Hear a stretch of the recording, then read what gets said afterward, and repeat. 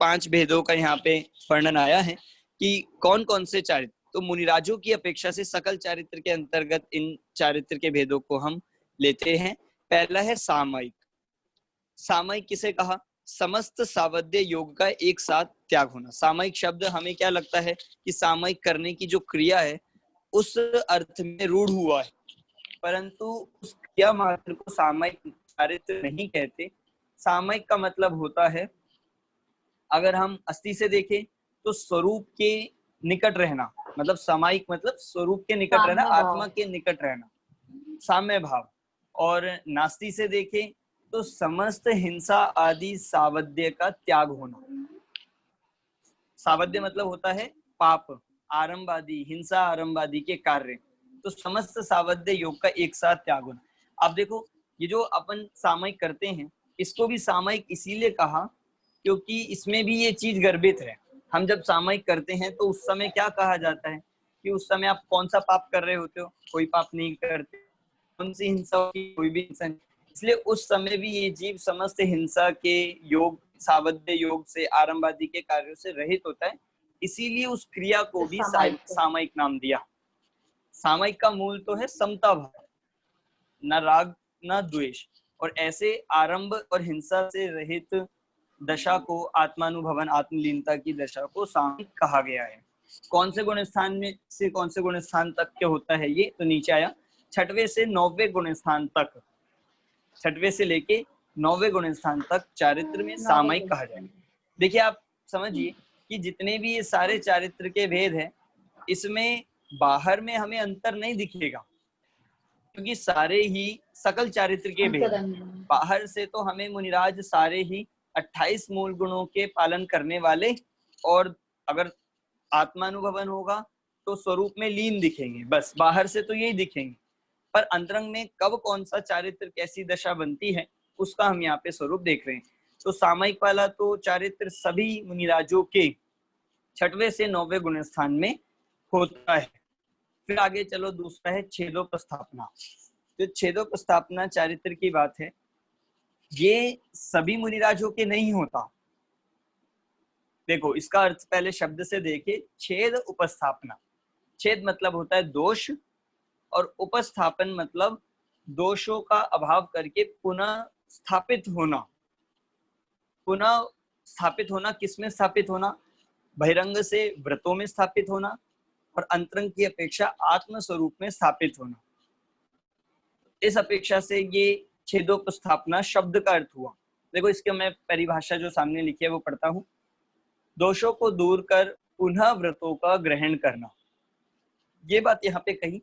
मतलब छेदोपस्थापना एक इस प्रकार का चारित्र है, जब कोई मुनिराज किसी प्रकार के उनके 28 मूल गुणों में, व्रतों में दोष लग जाता है, तो फिर वो जब पुनः प्रायश्चित आदि के माध्यम से व्रतों को ग्रहण करते हैं तो उस समय चारित्र को क्या कहा जाता है? छेदोपस्थापना चारित्र। तो इसीलिए ये कहा कि ये भी वैसे इसका समय भी 6वें से 9वें गुण स्थान तक है, पर ये चारित्र हर किसी को नहीं होगा। क्यों नहीं होगा हर किसी को? क्योंकि ये एक विशेष अवस्था में बताया कि जब दोष लगेगा उन्हीं के तो होगा। जो दोष को पुनः प्रायश्चित करके पुनः व्रत ग्रहण करेंगे, उन्हीं के ये छेदोपस्थापना चारित्र कहा जाता है। इसीलिए ये बात यहाँ पे लगाइए कि छेदोपस्थापना चारित्र सभी मुनिराजों के नहीं होता, पर जिनके भी होगा वो 6वें से 9वें गुण स्थान वर्ती के ही होता है। ठीक है, ये समझ आया? आप देखो, आपको थोड़ा थोड़ा ही हमें समझना है क्योंकि यहाँ पे डिटेल में इनका स्वरूप बताने वाले सूत्र नहीं आए हैं। बस हमें 5 चारित्र के नाम और इनका सामान्य परिचय होना चाहिए। सामयिक आपको समझ आ गया? यहाँ सामयिक उसकी बात नहीं है जो हम सामयिक करते हैं, यहाँ सामयिक चारित्र की बात है। हाँ, जो आत्म स्वरूप में लीन होने पर और बहिरंग में समस्त हिंसा आदि का त्याग हो, सकल चारित्र के ग्रहण हो, उसको यहाँ पे सामयिक चारित्र के अंतर लिया। छेदोपस्थापना समझ आया? छेद मतलब होता है दोष, और उपस्थापना मतलब उस दोष का परिहार करके पुनः उपस्थापित होना, पुनः स्थापित होना। किसमें? स्वरूप में स्थापित होना अंतरंग से, और बाहर से व्रतों में पुनः स्थापित होना। फिर तीसरा है परिहार विशुद्धि। परिहार विशुद्धि, ये देखो इसकी क्या स्वरूप है। प्राणी हिंसा से पूर्ण निवृत्ति से प्राप्त विशुद्धि, उसका नाम है परिहार विशुद्धि। ये भी एक विशेष प्रकार का ही चारित्र है जो संपूर्ण, मतलब ये हम मुख्यतः से ऐसे कह सकते हैं, जब मुनिराज आत्म स्वरूप में लीन होते हैं और उस समय उत्पन्न होने वाली विशुद्धि, उस समय उत्पन्न होने वाली जो शुद्धता है, जो वीतरागता है, उसे यहाँ पे परिहार विशुद्धि चारित्र नाम से कहा गया। ये कौन से गुण स्थान में है? छठवें और सातवें, छठवें और सातवें गुण स्थान में इसे लिया गया है। फिर आगे है सूक्ष्म सांप्रय। अब जो सूक्ष्म सांप्रय ये चारित्र है, ये प्रत्येक मुनिराज के जब वे 10वें गुण स्थान में आते हैं, 10वें गुण स्थान में जब आते हैं, अर्थात 10वें गुण स्थान का नाम क्या है? सूक्ष्म लोभ, सूक्ष्म सांप्रय गुण स्थान। तो उस गुण स्थान का भी नाम है सूक्ष्म कषाय या सूक्ष्म लोभ। तो उस गुण स्थान में कौन सा चारित्र होता है? तो वो कहा सूक्ष्म सांप्रय। देखो बाहर से तो हमें हर गुण स्थान में छठवें के बाद एक ही जैसे दिखेंगे मुनिराज, क्या करते हुए? आत्मा में लीन। 7वें, 8वें, 9वें, 10वें, इनमें कुछ अंतर नहीं आएगा बाहर से, तो सब क्या दिखेंगे मुनिराज? वे आत्म स्वरूप में लीन है। छठवें की बात अलग है, छठवें में तो 28 मूल गुण आदि का पालन करते हैं तो अलग से दिखते हैं, पर 7वें गुण स्थान से आगे लेकर हमें कोई भी अंतर बहिरंग से नहीं दिखता। पर अंतरंग में अब सूक्ष्म लोभ बाकी है, सूक्ष्म कषाय का मात्र उदय है, इसीलिए वहां कषाय जहां अति सूक्ष्म हो गई, उसके साथ होने वाले चारित्र को क्या कहा जाता है? सूक्ष्म सांप्रय। मतलब देखो आप ऐसे लगाइए, जैसे जैसे कषाय क्षीण होगी, जैसे जैसे कषाय मंद होगी, उतनी उतनी विशुद्धि बढ़ेगी, उतनी उतनी वीतरागता के निकट पहुंचेंगे, उतने उतने मतलब स्वरूप स्थिरता बढ़ेगी, उतना उतना चारित्र बढ़ता जाएगा। चौथे नंबर पे लिया सूक्ष्म सांप्रय, जो 10वें गुण स्थान में वह चारित्र होता है। फिर इसके बाद है 5वें नंबर का यथाख्यात। यथाख्यात, यथाख्यात अगर शब्द का मतलब देखें तो यथा मतलब जैसा, ख्यात मतलब जैसा का तैसा, मतलब जैसा स्वभाव है वैसा, जैसा कहा गया है वैसा स्वभाव, आत्मा का जैसा स्वभाव है वैसा बिल्कुल प्रकट हो जाना, इसका नाम है यथाख्यात। देखिए इसका स्वरूप क्या है? मोहनीय के संपूर्ण क्षय अथवा उपशम से आत्मा का जैसा स्वभाव है वैसा हो। क्योंकि देखो ये कौन से गुण स्थान से लिखा? 11वें से 14वें तक। देखो बहुत सरल से थोड़ा समझने की कोशिश करें। 11वें गुण स्थान में अब वीतता प्रकट हो गई कि नहीं? समस्त कषाएं नष्ट हो गई, वीतरागता प्रकट हो गई, मतलब चाहे उपशम हो चाहे क्षय हो। दो गुण स्थान है ना, 11वें का नाम है उपशांत मुंह और 12वें का क्या है? क्षीण मुंह। तो ऐसे दोनों गुण स्थान, यद्यपि एक में उपशम है एक में क्षय है, पर दोनों में वीतरागता है। मतलब ये हम लगाए 10वें के बाद 11वें से लेके आगे सभी गुण स्थान में वीतरागता होती है। कषाय अंश पूर्ण रूप से मिट चुका है, इसीलिए उस चारित्र को भी क्या कहा? यथाख्यात चारित्र।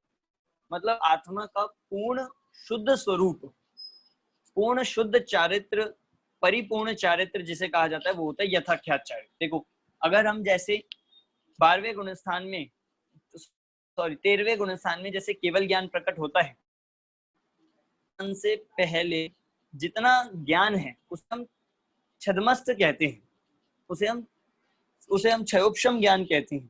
ऐसे ही जो पूर्ण चारित्र है उसका नाम है यथाख्यात चारित्र। मतलब जो सकल चारित्र में भी जो सर्वोत्कृष्ट है वो होता है यथाख्यात चारित्र, और वो होता है 11वें गुण स्थान। तो उससे पहले जितना भी चारित्र है उसे अपेक्षा से एक देश चारित्र से अपूर्ण चारित्र भी कहा जाता है। ये बात आप यहाँ पे समझ। यथाख्यात मतलब होता है सर्व जो संपूर्ण, मतलब पूर्ण रूप से प्रकट है, पूर्ण रूप से शुद्ध दशा आत्मा की प्रकट हुई है चारित्र की अपेक्षा से, वो है यथाख्यात चारित्र। 11वें 12वें, फिर इसके ऐसे ही भेद बन जाते हैं, एक आगे परम यथाख्यात चारित्र बोल देते हैं। तो मोहिनीय कर्म का संपूर्ण क्षण, क्योंकि अभी तक सूक्ष्म लोभ था, मतलब चारित्र मोहनीय था, पर अब चारित्र मोहनीय भी जब नष्ट हो गया और वह लोभ भी मिट गया तो पूर्ण शुद्ध दशा हो गई। अब सिर्फ क्या बाकी रह गए? ज्ञानावर्णी बाकी हो गया, दर्शनावर्णी हुआ, और बाकी के हम लगाए तो अघाती कर्म बाकी है। पर मोहनीय का पूरा नाश होने पर चारित्र जो प्रकट होता है यथाख्यात। क्योंकि देखो इसका संबंध आप इससे लगाइए, क्योंकि जो श्रद्धान और चारित्र, इन दो को घात करने वाली प्रकृति है वो कौन सी है? मोहनीय है। तो मोहनीय का नाश होने पर जब तक थोड़ा सा भी मोहनीय बाकी होगा तब तक पूरी तरह से चारित्र नहीं कहा जाएगा। बस देखो इसी कारण से कुछ अपने जो मित्र पक्ष आदि होते हैं वे इस बात को कहते हैं कि भाई चारित्र तो 11वें गुण स्थान में होता है, चारित्र तो 12वें गुण स्थान में होता है। तो वहां अपेक्षा इतनी समझना कि वो पूर्ण चारित्र की अपेक्षा राग अंश भी बाकी रहता है तो वह यथा क्या चारित्र नहीं कहलाता। यथा क्या चारित्र तो संपूर्ण कषायों के अभाव होने पर कहा जाएगा।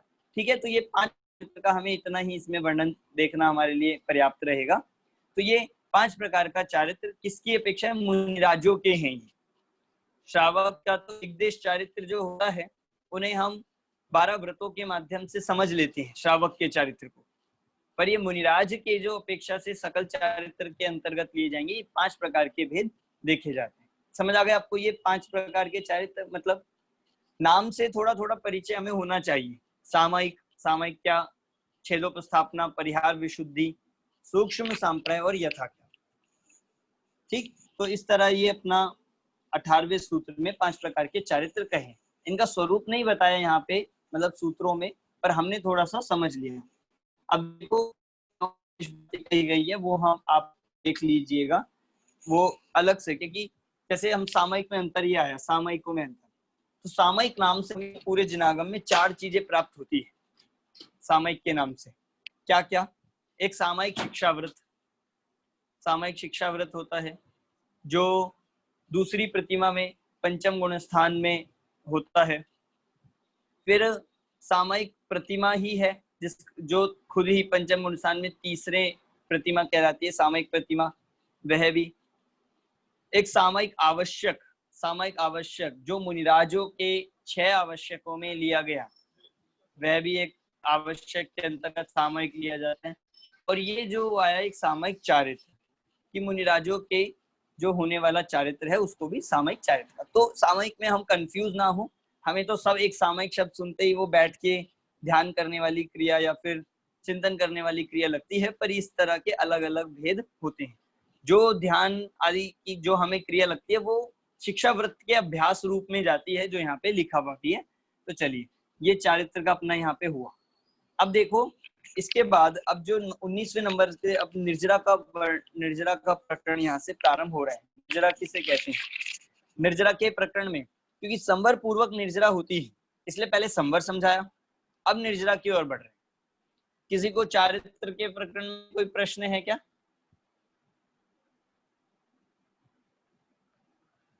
आप पूछ सकते हैं अगर कोई शब्द कोई सामयिक का किसी सामयिक का अर्थ समझ नहीं आया हो आप पूछ लीजिएगा। चलिए अब निर्जरा का वर्णन है। निर्जरा किसे कहते हैं? निर्जरा किसे कहते हैं बताइए कोई भी आप।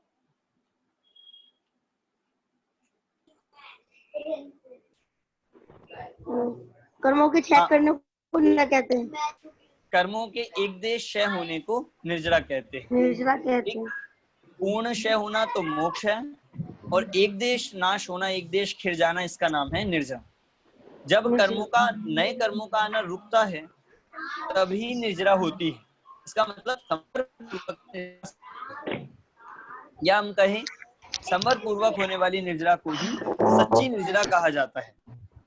अब यहाँ पे अब हमने निर्जरा की एक सामान्य परिभाषा पढ़ी ली है, तपसा निर्जरा, जो हमने इस सूत्र में पहले इस अध्याय में पहले सूत्र आया था तपसा निर्जरा कि तप से निर्जरा होती है। ठीक, आपको सभी को ध्यान है? तो तप क्या होता है? अब यहाँ पे तप का वर्णन आ रहा है जो इसमें इसी अध्याय में तीसरे नंबर का सूत्र था तपसा निर्जरा चा कि तप से संवर तो होता ही है और निर्जरा भी होती है। तो तप किसे कहते हैं ये वर्णन यहाँ पे अब प्रारंभ हो रहा है। 19 नंबर का सूत्र आप निकाल लीजिए, मैं यहाँ से पढ़ता हूँ। अंशन अंशना मोदर्रे वृत्ति परिसंख्यान रस परित्याग विविक्त शय्यासन काय क्लेशा भायम तपह। सूत्र बहुत सरल है। अगर आपको भेद याद होंगे, अगर आपको नाम याद होंगे तो आप सूत्र बना सकते, सूत्र का पूरा उच्चारण कर सकते हो। क्या आया इसमें? पहला अनशन, आप कॉमा लगा लीजिए, अनशन। अवमोदर्रे, अवमोदर्रे, वृत्ति वृत्ति परिसंख्यान, रस रस परित्याग, परित्याग, और विविक्त शय्यासन और काय क्लेश। ये क्या है? ये है बाह्य तप। बाह्य तप। देखो तप तप कितने प्रकार के होते हैं? 12 प्रकार। हाँ, अंतरंग और बहिरंग, 6 अंतरंग और 6 बहिरंग। तो इस 19 नंबर के सूत्र में 6 प्रकार के बहिरंग तपों का वर्णन किया है, मतलब नाम बताए। देखो बहुत अच्छे यहाँ पे इनका तपों का स्वरूप है, हमारे लिए बहुत समझना जरूरी है। नाम सबने सुने होंगे लगभग, पर क्या इनका स्वरूप होता है वो हम थोड़ा थोड़ा देखते हैं। ये सब बहिरंग तप है, मतलब इन सबको व्यवहार से तप कहा जाएगा। निश्चय से तप तो क्या होता है? देखिए यहाँ पे लिखा है, स्वरूप प्रतपन करना, स्वरूप में लीन होना, स्वरूप में स्थिर होना, इसका नाम है निश्चय तप। और व्यवहार तप के अंतर्गत ये अंतरंग और बहिरंग के भेद होते हैं। तो ये बहिरंग तप की हम यहाँ पे बात कर रहे हैं। देखिए एक आपको अर्थ बताता हूँ। सब पहला अनशन। अनशन हम समझते हैं कि समस्त प्रकार के आहार का त्याग, समस्त प्रकार के भोजन आदि का त्याग होना, इसका नाम है अनशन, जिसे हम उपवास नाम से भी बोलते हैं। हम उपवास से जानते हैं, आप उपवास इसे लिख सकते हो, उपवास इसे कहा जाता है। तो इन सब का वर्णन यद्यपि हमने सुना है, हम दर्शन धर्मों में उत्तम तप के अंतर्गत सुनते हैं, तो ये वही है। उत्तम तप के अंतर्गत जो बहिरंग तपों की चर्चा होती है, अनशन मतलब 4 प्रकार के आहार का त्याग। 4 प्रकार के आहार कौन कौन से होते हैं? 4 प्रकार के आहार बताइए। खाद्य, स्वाद्य, लेह और पेय। हाँ, खाद्य, स्वाद्य, पेय और पेय। खाद्य मतलब खाने योग्य, स्वाद्य मतलब स्वाद लेने योग्य। जैसे हम सौंफ आदि होती है जिन्हें भूख के लिए नहीं खाते, स्वाद के लिए। पेय मतलब पीने योग्य, और ले मतलब चाटने योग्य। इनमें समस्त प्रकार के आहार निर्मित हो जाते हैं। हमारी जितनी भी सामग्रियां हैं, रोटी, सब्जी, दाल, मिठाई विठाई, ये सब इसमें गर्भित हो जाते हैं 4 प्रकार के आहार में। ठीक, तो सबसे पहला है अनशन, 4 प्रकार के आहार का त्याग। फिर है अवमोदर्य। अवमोदर्य के लिए एक नाम और लिखा है, ऊनोदर। उदर मतलब देखो, उदर मतलब होता है पेट। उदर मतलब क्या होता है? पेट। और ऊन मतलब होता है अल्प। ऊन मतलब होता है कम। ऊन मतलब क्या होता है? कम। तो पेट से कम मतलब पेट, या हम इसको ऐसे कहें, भूख से कम खाना, इसे कहा जाता है अवमोदर्य। इसको दूसरे शब्दों में हम जो बोलते हैं वो होता है एक आसन। क्योंकि एक आसन उसी का रूप है कि हम प्रतिदिन 2 या 3 टाइम लेते थे, पर एक आसन में हम क्या लेंगे? एक समय लेंगे। एक समय हम बंद कर भोजन लिया जाएगा, उसे कहा जाता है एक आसन। उसमें ही ऑटोमेटिकली ये बात आ गई कि यहाँ पे हम भूख से कम खा रहे हैं, मतलब हम ऊनोदर कर रहे हैं। ठीक, इसीलिए एक आसन को भी ऊनोदर कहा जाता है। दिन में एक बार भूख से कम आहार लेना, इसको कहते हैं एक आसन। हम समझते हैं, तो इसकी बहुत सारी इस पे चर्चा हो सकती है, पर हम और विस्तार में नहीं जा रहे, वो आप 10 लक्षण धर्मों के दिनों में समझेंगे। जैसे एक आसन करना, तो एक आसन करने का अर्थ ये नहीं होता कि जिस एक टाइम खाया जाए और उसमें दोनों तीनों टाइम का एक बार में खा लिया जाए। हम सामान्य जन क्या करते हैं कि जब एक आसन करते हैं तो क्या सोचते हैं, भाई हमारा तो एक आसन है, तो क्या करो, शाम का भी अभी खा लो, या एक ही टाइम में दोनों टाइम का खा लिया जाए। तो उसका नाम फिर तप नहीं है। क्यों? तप तो किसे कहा जाए? जहां इच्छा का निरोध हो, जहां संयम की वृद्धि हो, जहां पे हम अपने इंद्रियों पे थोड़ा निग्रह करें। तो ये सब बहुत सारी चर्चा इन तपों के संबंध में हो सकती है, हम उनको विस्तार से नहीं कर रहे, पर आप समझना कि ऊनोदर मतलब होता है भूख से कम खाना, क्योंकि संयम की जागृति, संतोष, स्वाध्याय की सिद्धि के लिए देखो यहाँ पे कारण दिए गए हैं। तो आप एक आसन करोगे तो उसका क्या फायदा है? अगर हम शरीर मतलब बहिरंग रूप से देखें, तो हम जब आहार आदि कम करेंगे तो हमें अपनी रसना इंद्रिय पे संयम विशेष होगा, अवसर मिलेगा, इच्छा का निरोध होगा। दूसरा, भोजन बनाने में, खाने में जो समय जाता था, उस समय को हम बचा के हम स्वाध्याय, पूजन पाठ, देव भक्ति मतलब आदि इन सब में लगाया जाएगा, तो अपने आप ही ये लाभ होता है। पर हम क्या करते हैं, हम एक आसन करते हैं या अनशन करते हैं तो हम उस भोजन को ना करके जो समय बचता है उस समय को कहाँ लगाते हैं? कोई सो रहा है, कोई टाइम पास कर रहा है, कोई टीवी देख रहा है, क्योंकि क्या होता है उस समय हमारा टाइम नहीं कटता, हमारा टाइम पास नहीं हो पाता। तो वो आहार का त्याग इसलिए नहीं था कि हम आहार तो त्याग कर दिया, पर अन्य विषय सेवन, अन्य पाप करते जाएं तो इसका नाम फिर तप नहीं कहलाएगा।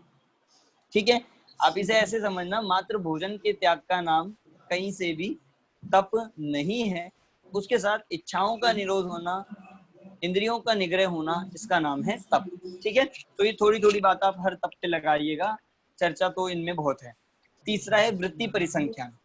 वृत्ति परिसंख्यान मतलब होता है, वृत्ति मतलब होता है किसी भी प्रकार की क्रिया, वृत्ति मतलब होता है किसी प्रकार की क्रिया, और परिसंख्यान मतलब विशेष रूप से प्रतिज्ञाएं जो कही गई है उनको। देखो क्या होता है वृत्ति परिसंख्यान में कि अनेक प्रकार की अटपटी प्रतिज्ञाएं पूर्ति करके भोजन करना। मुनि राज्यों के हम देखते हैं जीवन में ये तप भी मुख्यतः से मुनिराजों की अपेक्षा से गई गई, पर श्रावक नहीं कर सकता अनशन, श्रावक एकासन नहीं कर सकता, ऐसा नहीं है। ठीक, तो अनेक प्रकार की अटपटी प्रतिज्ञा लेके, मतलब मुनिराज इस तरह की प्रतिज्ञा लेते हैं, जैसे आपने सुने भी होंगे कई कथानकों में मिलता है कि यदि ऐसा संयोग बना तो हम आहार लेंगे, यदि इतने घर पे मिला तो हम आहार लेंगे, मतलब इस तरह से इस चीज का आहार मिला तो मतलब इस तरह से अगर उनकी वो विधि बनती है जो उन्होंने प्रतिज्ञा ली तो ही वे आहार ग्रहण करते हैं, और नहीं बनती तो दुखी या खेद खिन्न नहीं होते, अपने ध्यान आदि की विशेष सिद्धि करते हैं, मतलब संयम की वृद्धि करते हैं, इसीलिए वो किया जाता है। तो देखो इसका भी कारण ये संतोष की सिद्धि के लिए, क्योंकि देखो जब हम एक किसी प्रकार की प्रतिज्ञा लेंगे तो अगर हमने 10 बार ली, 10 बार ली तो हो सकता है 4-5 बार ना बन पाए विधि, होता भी है।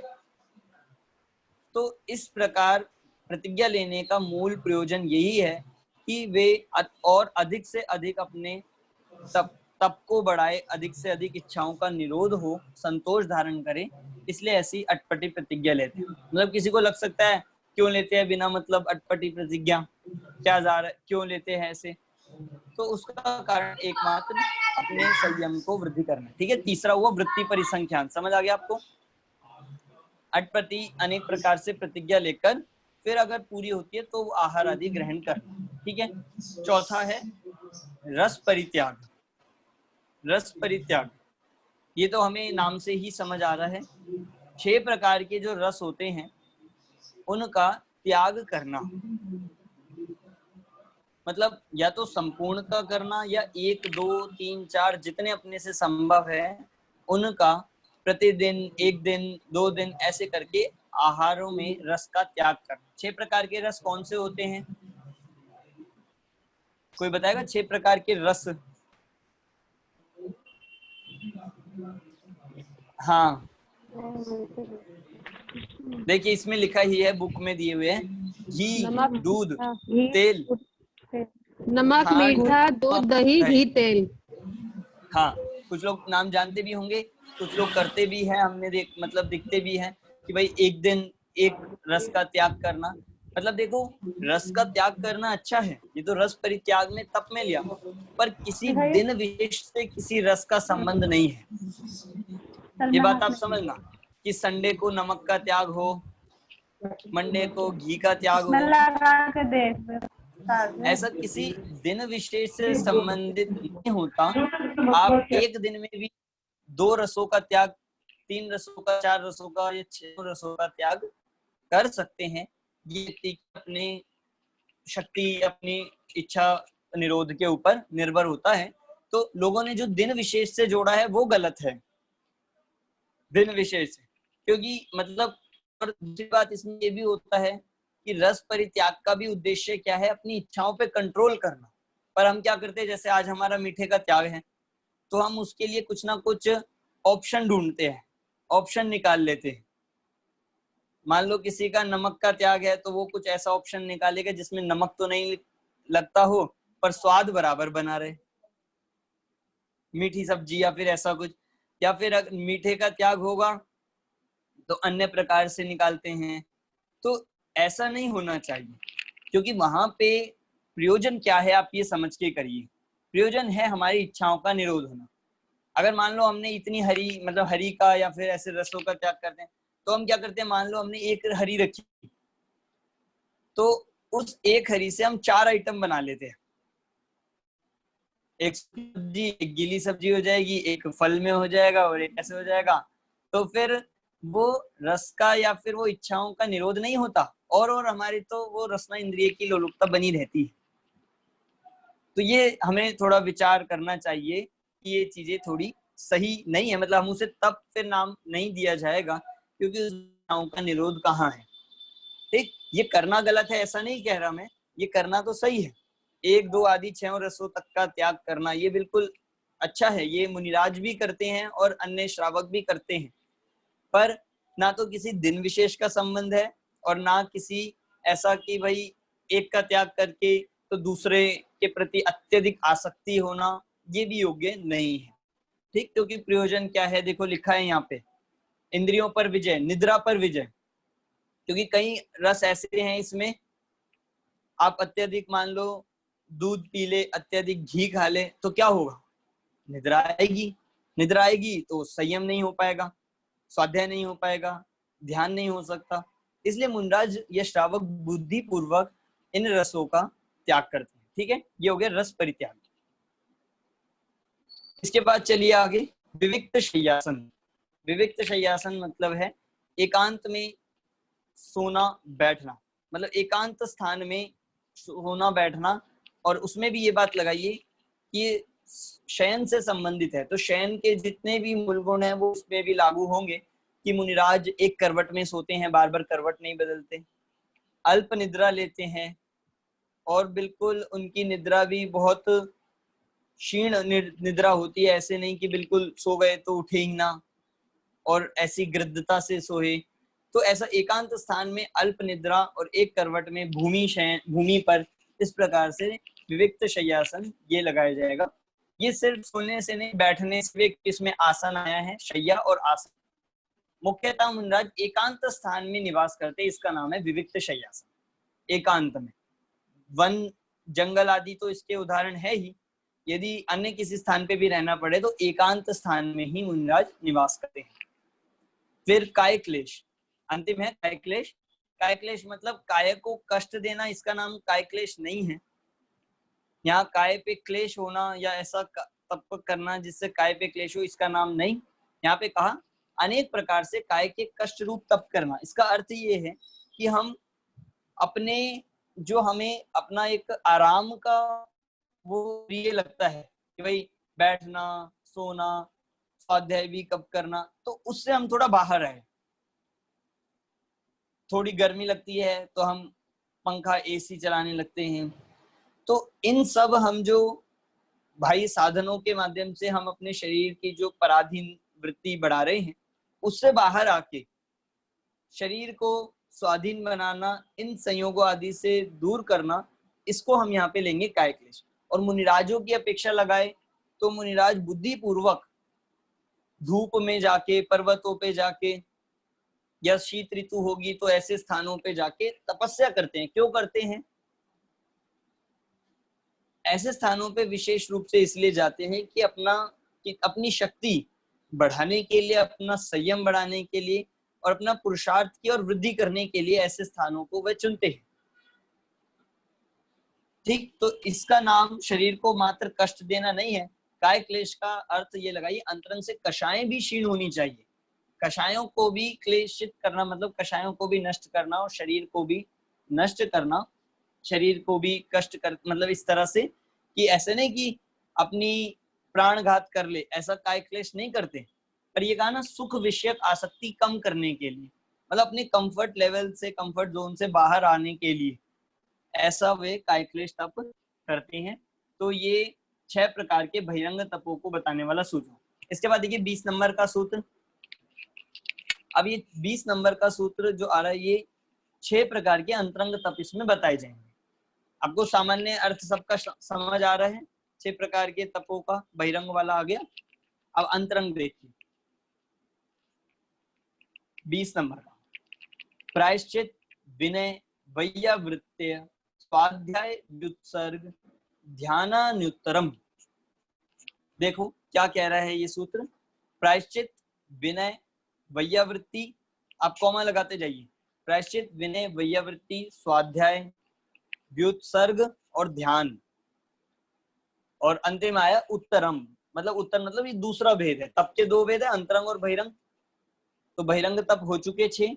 अब ये जो बताए प्रायश्चित आदि ये सब क्या है, अंतरंग तप कहलाते हैं। ठीक, तो अंतरंग तप के क्या क्या नाम है, देखो इनका भी हम स्वरूप देखते हैं। उससे पहले यहाँ पे अभी 21वें सूत्र में इनके भेदों की संख्या आ रही है, उसकी चर्चा अभी आगे चलेगी। देखिए पहले इनका स्वरूप देखते हैं। प्रायश्चित, प्रायश्चित किसे कहते हैं, दोषों जो कदाचित दोष लगे हों उन दोषों को दूर करने के लिए प्रायश्चित आदि का ग्रहण करना। तो प्रायश्चित का अर्थ है कि प्रमाद से लगे हुए दोषों को दूर करना, इसका नाम है प्रायश्चित। जैसे मुनिराजों के आपने कितने प्रसंग घटना ऐसी सुनी होगी कि यदि कदाचित कोई दोष लग जाता है तो वे अपने आचार्य के द्वारा प्रायश्चित ग्रहण करते हैं। आचार्य का काम होता है प्रायश्चित देना, तो ये प्रायश्चित अंतरंग तप में लिया गया। ठीक, एक बात आप ये ध्यान रखिए, बहिरंग तपों से अंतरंग तप महान है, अंतरंग तप श्रेष्ठ है। तो पहला क्या है, प्रायश्चित। दूसरा है विनय। विनय का मतलब सिर्फ ये नहीं कि हाथ पैर दबाना, विनय का अर्थ ये नहीं कि सिर्फ उनकी वैयावृत्ति बहिरंग से करना, इसका नाम विनय नहीं है। विनय मतलब, विनय को अंतरंग तप में लिया तो जरूर कुछ ना कुछ कारण होगा। विनय मतलब है अंतरंग से बहुमान होना, अंतरंग से उनके प्रति प्रीति होना, आदर का भाव होना, इसका नाम होता है विनय तप। ठीक, ज्ञानियों के प्रति, साधर्मियों के प्रति, मुनिराजों के प्रति, पूज्य पुरुषों के प्रति अंतरंग से आदर, सम्मान, बहुमान होना, इसका नाम है विनय तप। फिर तीसरा है वैयावृत्ति। वैयावृत्ति मुख्यतः मुनिराजों से संबंधित है, अन्य साधर्मियों पे भी लगा सकते हैं। अन्य देखो, मुनियों की संयम साधना के निमित्त सेवा करना, कोई साधर्मी हो, कोई मुनिराज हो, किसी के कोई रोग आदि हो या ना भी हो, उनकी वैयावृत्ति करना, उनकी सेवा शुश्रूषा करना, इसमें हम लगा सकते हैं कि इसमें उनके शारीरिक रूप से भी की जा सकती है, अन्य प्रकार से भी की जा सकती है। क्यों करते हैं कि जिससे वे संयम की वृद्धि करें, जिससे वे अपनी समाधि की तैयारी करें, समाधि की वृद्धि हो, इसीलिए ये वैयावृत्ति तप यहाँ पे किया जाता है। तो देखो वैयावृत्ति का जो ये बताया, देखिए लाभ में एक बात आई है विशेष कि ग्लानि का अभाव होना। हम किसी की वैयावृत्ति या किसी की सेवा शुश्रूषा तभी कर पाएंगे जब उनके प्रति ग्लानि, जब उनके प्रति घृणा भाव नहीं होगा, जिसे सम्यक दर्शन के निर्विचिकित्सा अंग में भी लिया जाता है। तो वैयावृत्ति हुआ, वैयावृत्ति का तब। फिर चौथा है स्वाध्याय। स्वाध्याय, देखिए स्वाध्याय को भी अंतरंग तप में लिया कि बहिरंग में, अंतरंग तपों में आया स्वाध्याय। इसका मतलब स्वाध्याय का संबंध सिर्फ बाहर में बैठना, जिनवाणी खोल के बैठ जाना, पढ़ना, इसका नाम मात्र स्वाध्याय नहीं है। क्योंकि जब स्वाध्याय को अंतरंग तप में लिया तो मतलब इसका संबंध कुछ अंदर से होगा। तो स्वाध्याय का अर्थ क्या होता है, स्व का अध्ययन करना, अपने आत्मा का अध्ययन करना, मतलब आत्मा को जानना, पहचानना और उसी को जानने के निमित्त शास्त्र आदि पढ़ना, प्रवचन सुनना, जिसे इन्होंने एक शब्द में यहाँ पे कह दिया ज्ञान की आराधना करना, इसमें सब गर्भित हो जाएगा। इसका नाम है स्वाध्याय, स्व का अध्ययन करना। ठीक, व्युत्सर्ग। व्युत्सर्ग मतलब होता है जिसे हम कायोत्सर्ग कहते हैं, व्युत्सर्ग जिसे हम कायोत्सर्ग कहते हैं। व्युत्सर्ग का अर्थ होता है अहंकार ममकार का त्याग, शरीर, संयोग, संसार, इनसे अहंकार ममकार मतलब एकत्व ममत्व का त्याग होना, इसका नाम है व्युत्सर्ग। और अंतिम है ध्यान, छठवा है ध्यान। ध्यान हम समझते ही हैं कि चित्त की चंचलता का त्याग, मतलब एकाग्रता होना, स्वरूप में स्थिर होना, एकाग्र होना, इसका नाम है ध्यान। तो अभी इन सभी के भेद और उनका स्वरूप आगे अब अगले सूत्रों में आ रहा है। देखिए हम उन्हें देखते हैं, इनका सामान्य अर्थ हमें समझ आ गया। प्रायश्चित, विनय, वैयावृत्ति, स्वाध्याय, व्युत्सर्ग और ध्यान। देखिए 22 नंबर का सूत्र अब यहाँ पे आ रहा है, 22 नंबर का नहीं, 22 नहीं सॉरी 21 नंबर का, जिसमें इन 6 अंतरंग तपों के भेदों की संख्या बताई है। देखिए मैं पढ़ता हूँ। नव भैया चतुर्दश, हाँ भैया ये बाह्य तप जैसे मुनिराजों के बताए हैं, जो आम लोग जैसे करते हैं व्रत उपवास, तो उनके निर्जरा के कारण नहीं होगा ये? यदि वे संवर सहित है, यदि वे संवर सहित है मतलब उनके शुद्धता की प्रकट हुई है, सम्यक दर्शन सहित है, तो उनके सच्ची निर्जरा होगी। ठीक, अगर संवर सहित नहीं है तो भी निर्जरा का कारण तो बनते हैं, पर उस जैसे निर्जरा हम को लोग हैं। हाँ वही, अगर कोई मिथ्या दृष्टि है, कोई सामान्य जीव है, वो यदि ये तप करता है तो उसके भी निर्जरा होगी, पर उस निर्जरा को सच्ची निर्जरा नहीं कहा जाता।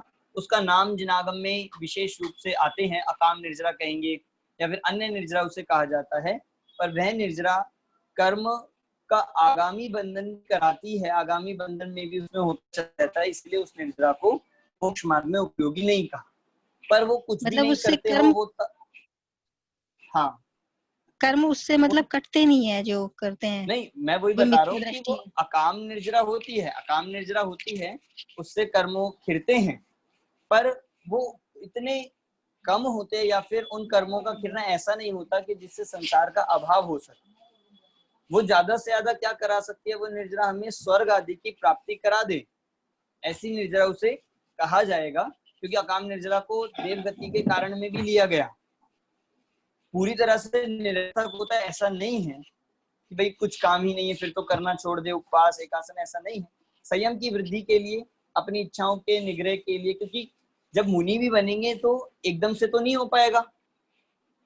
जो मुनि बनता है वो मुनि बनने के पहले इन सब का अभ्यास श्रावक दशा में ही करता है, इसलिए ये कार्यकारी समझना चाहिए। ठीक है, ठीक।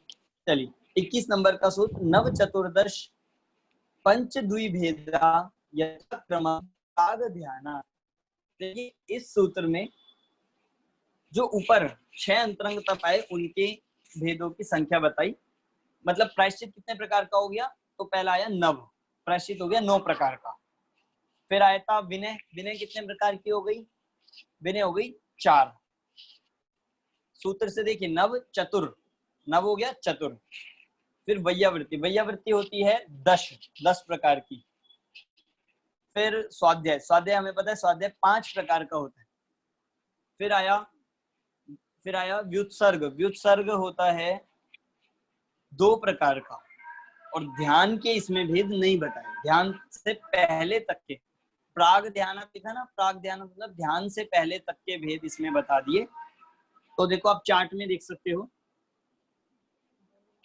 प्रायश्चित 9, विनय 4, वैयावृत्ति 10, स्वाध्याय 5 और व्युत्सर्ग 2 और ध्यान 4। देखिए 21 नंबर का सूत्र। अब प्रायश्चित के कौन से 9 भेद होते हैं उनके नाम देखते हैं। आलोचन, प्रतिक्रमण, तदुभय, विवेक, व्युत्सर्ग, तपश्छेद, परिहारो, प्रस्थापना।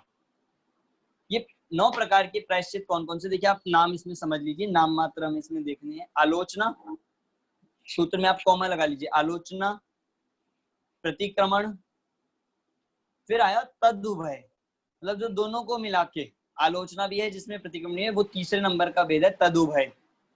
चौथा विवेक, विवेक, 5वां व्युत्सर्ग, व्युत्सर्ग, फिर तप, फिर छेद, परिहार और उपस्थापना।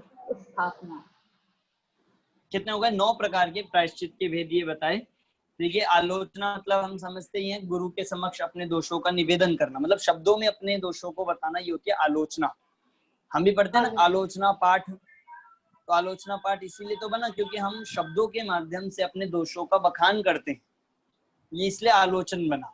फिर प्रतिक्रमण, एक प्रतिक्रमण पाठ भी होते हैं। प्रतिक्रमण पाठ मतलब कि जो हमने दोष किए वो सब दोष मेरे मिथ्या हो, वो दोष नष्ट हो, इसीलिए प्रतिक्रमण इस प्रकार का किया जाता है।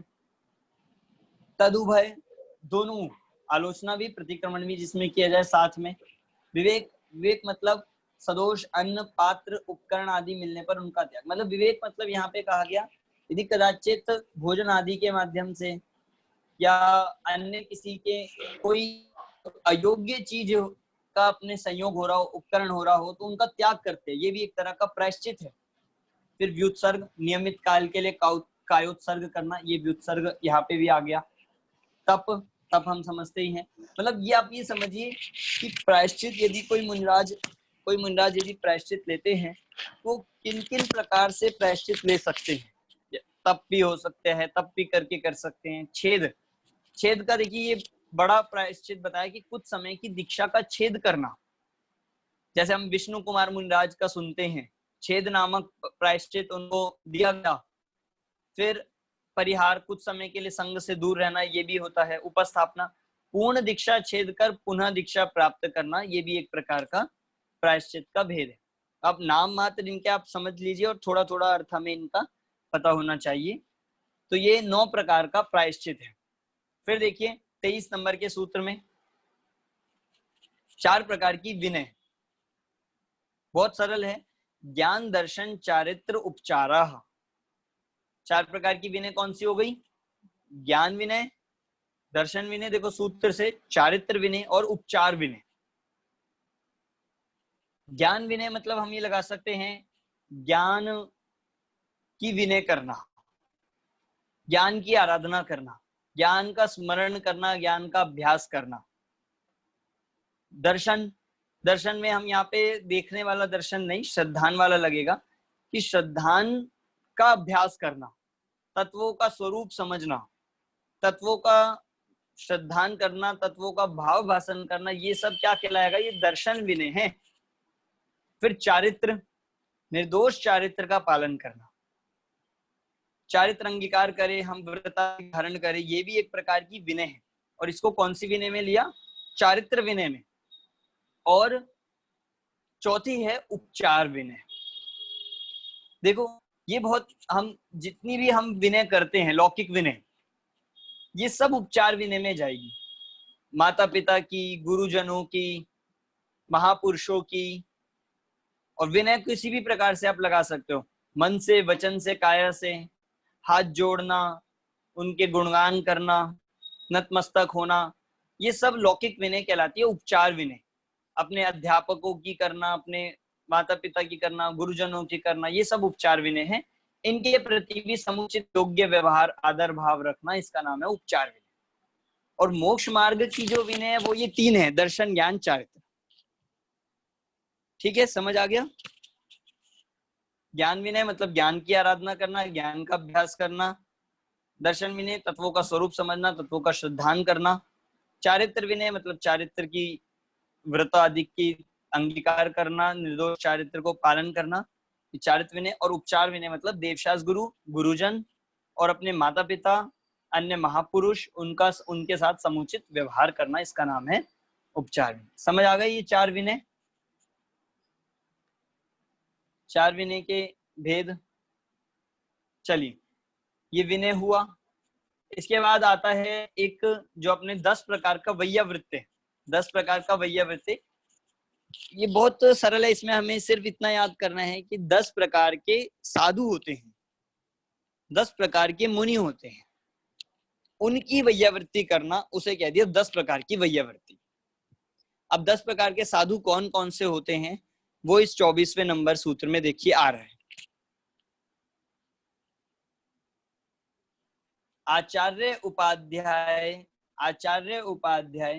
तपस्वी सैक्ष ग्लान गण कुल संग साधु मनोज्ञानम। देखिए मैं कॉमा लगवाता हूं आपको। देखिए इसमें 10 नाम कहाँ आए, आप लगाइए कॉमा। सूत्र नंबर 24 है। आचार्य, उपाध्याय, तपस्वी, सैक्ष, ग्लान, गण, कुल, संग, साधु और मनोज्ञ, ये 10 प्रकार के मुनि होते हैं। देखिए बहुत अच्छा इनका स्वरूप है, हमने कभी सुने भी नहीं होते 10 प्रकार के ये साधु कौन कौन से हैं, और स्वरूप तो हमें पता ही नहीं होता, तो हम ये देखते हैं। आचार्य हम समझते हैं, आचार्य तो हम परिचित है। आचार्य कौन होते हैं? संघ के जो नायक होते हैं, दीक्षा प्रायश्चित आदि जो कराते हैं वे होते हैं आचार्य। उपाध्याय भी हम जानते हैं, उपाध्याय कौन होते हैं? जो संघ में पठन पाठन का काम करते हैं, कराते हैं, वो होते हैं उपाध्याय। ठीक है, ये दो तो हम जानते हैं। इसके बाद है तपस्वी। ये सब मुनिराजों के विशेष रूप कहो, विशेष पद कहे जाएंगे, जो बहुत उपवास आदि करते हो, जो जिनका तप बहुत श्रेष्ठ हो, उनको कहा जाता है तपस्वी।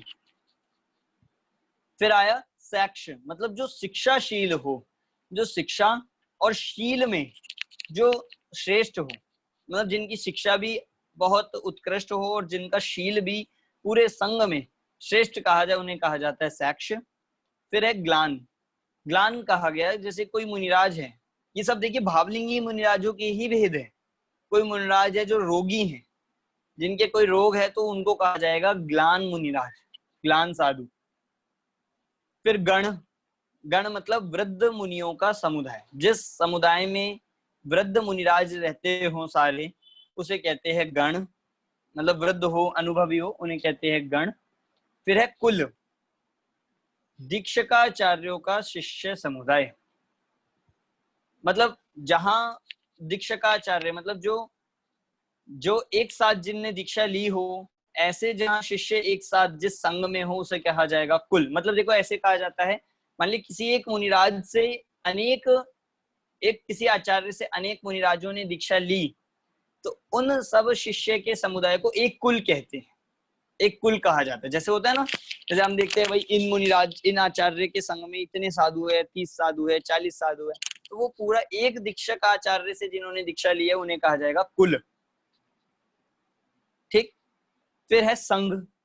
सामान्य रूप से तो हम संघ कहते हैं, पर संघ किसे कहते हैं? ऋषि, मुनि, यति और अंगार। ऋषि, मुनि, यति और अंगार, इन 4 मुनियों के समूह को संघ कहते हैं। जिस संघ में ऋषि भी हो, मुनि भी हो, यति भी हो और अंगार भी हो। इनमें क्या अंतर है, अभी हम इसे देखेंगे। साधु। साधु यहाँ पे हम सामान्य रूप से तो साधु बोलते हैं, पर साधु विशेष रूप से किसके लिए होता है? जो बहुत काल से दीक्षित हुए वे हो, जिनको दीक्षा लिए हुए बहुत काल बीत चुका हो, उन्हें कहते हैं साधु। मनोज्ञ मतलब लोक सम्मत साधु। मनोज्ञ अर्थात जो लोक में विशेष रूप से जो परिचित हो, लोक में जो ख्याति प्राप्त हो, उन्हें कहा जाता है मनोज्ञ। अब देखो 4 प्रकार के जो संघ की जो बात आई थी, संघ कौन सा होता है? 4 प्रकार, ऋषि, मुनि, यति और अंगार। अब इनमें भी अंतर है। देखो हमें सामान्य दृष्टि से तो एक जैसे लगते हैं सारे शब्द, मुनि कह दो, यति कह दो, ऋषि कह दो, पर नहीं। ऋषि हो गए जो रिद्धि प्राप्त है, जिनको रिद्धि प्राप्त होती है, उन्हें कहते हैं ऋषि। मुनि कहते हैं मुनि, जिन्हें अवधि ज्ञान या मना परे ज्ञान हो, उन्हें कहते हैं मुनि। देखिए ये बहुत मार्मिक है, बहुत अंतर हमें पता होना चाहिए, क्योंकि हमने पढ़ लिया। जिन्होंने नहीं पढ़ा वे तो सबको मुनि कहेंगे, सामान्य स्वरूप कहा जाए, सामान्य शब्दों में मुनि कह सकते हैं, पर हमें परिचित होना चाहिए। फिर तीसरा है यति। यति कहा जाता है जो श्रेणी चढ़ने वाले मुनिराज हो, चाहे वो उपशम श्रेणी चढ़े या शपक श्रेणी, उन्हें कहते हैं यति। और चौथे है अंगार। जो शेष बचे हुए सब मुनि हैं, उनको कहा जाएगा अंगार। एक सामान्य शब्द हो गया अंगार। हमने सुना है ना सागार और अंगार। सागार मतलब होता है गृहस्थ और अंगार मतलब होता है मुनि। तो इस तरह ये 4 प्रकार का संघ ये यहाँ पे इन 10 प्रकार के वैयावृत्ति में लिया जाता है। ठीक है, समझ आ गया आपको? इनके तो हमें नाम ही याद करने हैं, नाम समझना है। थोड़े भेद ज्यादा हो रहे हैं, पर आप सूत्र याद कर लेंगे तो आपको वो 10 भेद याद हो जाएंगे। इसके बाद देखिए स्वाध्याय। स्वाध्याय के 5 भेद होते हैं, हम सब जानते हैं, बस ये हम अंतिम सूत्र देंगे। स्वाध्याय के 5 भेद को बताने वाला 25 नंबर का सूत्र आ रहा है। देखिए 25 नंबर के सूत्र में क्या आया? वाचना, प्रच्छना, अनुप्रेक्षा, आमनाय, धर्मोपदेशा। 5 नाम है, देखिए कॉमा लगा सकते हैं आप। वाचना, प्रच्छना, अनुप्रेक्षा, आमनाय और धर्मोपदेश। ये 5 किसके भेद है? ये 5 स्वाध्याय के भेद है, या फिर स्वाध्याय 5 प्रकार का होता है। बहुत सरल है। देखिए नाम, वाचना मतलब पढ़ना, पढ़ना या फिर सुनना। वाचना होती है, वाचना बोलते थे कि पहले वाचना होती थी, या प्रथमा नियोग के शास्त्रों की वाचना होती है, या इन मंदिर में वाचना चल रही। वाचना मतलब होता है कि सब पढ़ रहे हैं सिर्फ और बाकी सुन रहे हैं। दूसरा है प्रश्ना। प्रश्ना मतलब होता है पूछना। यदि वाचे हुए में कुछ हमें शंका हो, कोई हमें चीज समझ नहीं आई हो, तो विनय पूर्वक प्रश्न आदि पूछना, इसका नाम होता है प्रश्ना, उसे कहते हैं प्रश्ना। तीसरा है अनुप्रेक्षा। अनुप्रेक्षा हमने अभी शब्द भी देखा था जब हमने 12 भावना। अनुप्रेक्षा का अर्थ होता है चिंतन करना। जो अभी हमने पढ़ा, जो हमने पूछा, फिर जो हमें उत्तर मिला, अब उसका क्या करना, उसका चिंतन करना, इसका नाम है अनुप्रेक्षा। चौथा है आमनाय। आमनाय मतलब यहाँ लिखा है पुनः पुनः दोहराना, और हम इसको अपनी भाषा में कहेंगे पाठ करना। आमनाय क्या होता है? पाठ करना। जैसे आप देखो, हमें लगता है कि भाई अगर हम पाठ करें तो कुछ स्वाध्याय होगा कि नहीं होगा? होगा, क्योंकि यहाँ पे समझिए पाठ करना भी एक स्वाध्याय का अंग है। अगर हम पाठ पढ़ते हैं, अगर हम सूत्रों का पाठ पढ़ते हैं, अगर हम कोई जिनवाणी का अन्य पाठ पढ़ते हैं, तो वो पाठ भी आमनाय के अंतर्गत आएगा, उसे भी स्वाध्याय कहा गया। ठीक। और पांचवा है धर्मोपदेश। अब जो हमने सीखा, जो हमने चिंतन किया, उसे दूसरों को सिखाना, उपदेश देना, दूसरों को समझाना, ये भी एक प्रकार का स्वाध्याय है। इसका नाम होता है धर्मोपदेश। तो ये 5 प्रकार के स्वाध्याय, वाचना मतलब पढ़ना, प्रश्ना मतलब पूछना, अनुप्रेक्षा मतलब चिंतन करना, विचार करना, आमनय मतलब बार बार पाठ करना, और धर्मोपदेश मतलब किसी को दोहराना, समझाना, उपदेश देना। ठीक है, ये समझ गए आपको 5? ये 5 अंग है। मतलब आप अगर एक भी करते हैं तो भी स्वाध्याय है, और हम इसे ऐसे भी ले सकते हैं कि स्वाध्याय जो परिपूर्ण होता है उसमें 5 चीज गर्भित होती ही है। इसलिए ये स्वाध्याय में पूछना भी होता है, स्वाध्याय में चिंतन भी होता है, पाठ भी होता है, तब वह स्वाध्याय पूरा परिपूर्ण कहलाता है। ठीक है, तो आज नहीं रखते हैं, अभी अपना 26वें सूत्र से, अब मतलब वैसे एक ही रह गया था, फिर आगे ध्यान का वर्णन जो आगे चलेगा उसे अब अगली कक्षा में लिया जाएगा। तो आज हमने ये अंतरंग तप और बहिरंग तप, बहिरंग पूरे और अंतरंग में स्वाध्याय तक के भेदों को समझा। अब 2 बाकी रह गए बस, व्युत्सर्ग और ध्यान। व्युत्सर्ग और ध्यान की चर्चा अगली कक्षा में रहेगी। आज के इसमें से आपको कोई प्रश्न हो तो आप कोई भी पूछ सकते हैं, आप पूछ सकते हैं। आपको मैं सबको अनम्यूट कर दिया है, कोई भी आपको शंका हो।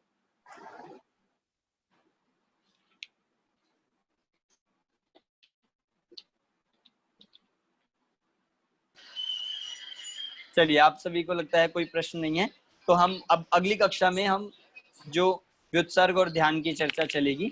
अगली कक्षा आपकी अब होगी वीरवार को, मतलब थर्सडे को अपनी अगली कक्षा। हाँ भैया, आप ना ऐसा जैसे ये बहुत ज्यादा भेद हो गए ना, जैसे हाँ तो आप ना कोई ना हमें प्रैक्टिस के लिए कोई सैंपल पेपर देते रहा करो ना, हम जैसे इसको पढ़ पढ़ के उसकी प्रैक्टिस कर लें, क्योंकि एकदम डायरेक्ट भी हम पेपर देते हैं और इसको भेदों इसमें हमें क्या करना है, हम इसमें सूत्र को भी, मतलब जैसे सूत्र याद भी हो जाए, हमें भेदों को याद करना है। भेदों को अगर हम याद कर लेंगे तो सूत्र भी याद हो जाए।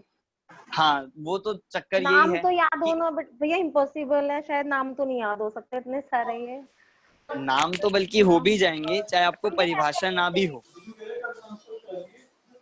जैसे विनय है, जो 4 प्रकार की विनय, दर्शन, ज्ञान, चारित्र, उपचार, जैसे एक एक को आप लीजिए और उसके भेद याद कीजिए, एक एक के करिए। इसमें जो 4 विनय लीना, इसमें तप विनय को क्यों छोड़ा भैया? तप विनय उसे चारित्र विनय के अंतर्गत लिया जाता है। तप विनय अलग से नहीं होती, तप आराधना होती है। ठीक है, चारित्र में गर्भित कर लिया इसको। हाँ, और वरना तप आराधना का भेदों में आता है, ज्ञान आराधना दर्शन, वो अलग चीज है। ठीक है, ठीक। तो आप साइड बाय साइड याद करते जाइए, थोड़े थोड़े आप एक एक के याद किए। जैसे आप प्रायश्चित के याद करिए, विनय के करिए, वैयावृत, तो एक साथ तो नहीं होंगे ये मैं मानता हूँ, पर आप एक एक करके करेंगे तो आपको अवश्य भेद याद हो जाएंगे। आप उसको शुरू कर दीजिए, तभी आपको याद, लास्ट में फिर दिक्कत नहीं आएगी। ठीक। और अगर कुछ है कि सैंपल पेपर मिलते हैं तो हम आपको जरूर बताएंगे।